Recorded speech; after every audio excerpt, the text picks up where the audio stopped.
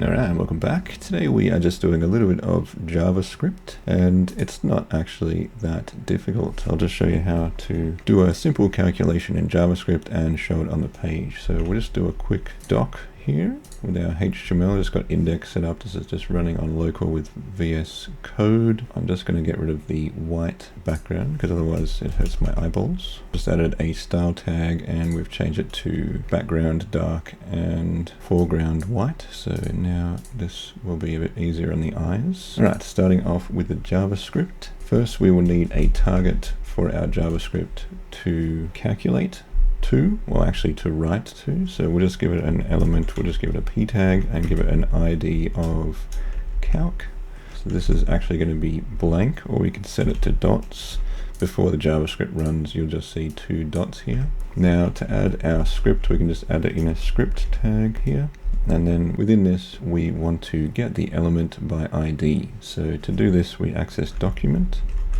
It's just one line. I think I'll do this with a button attachment next, but we'll start with just this one line and we go get element. An element has to be capital E, and then by, and then ID. So these have to be capitalized element by ID or it doesn't work. And then we put a brackets there and quotation marks, and our ID is calc. So then we just type in calc in there. So now we have document, which is our document. Get this element by its ID, and then we're going to set its inner HTML.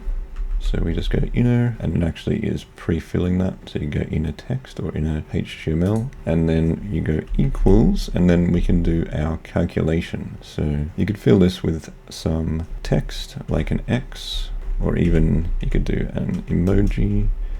I'm getting too complicated now. Let's add a melon emoji and see if that works. So now that's setting our element to a melon every time you load it, because the script runs after this appears. It writes this and then puts a melon in it. So if we want to put a calculation here, we just put 2 numbers. So we can go 88 plus 66. Save, and then we reload and it will calculate our number. So that is how you do calculations easily in JavaScript. Document get element by ID, our ID that we're getting, and then set the inner HTML to our calculation. So there we go, some basic JavaScript, not too hard. Anyway, thanks for watching, like and subscribe, and I'll see you in the next video.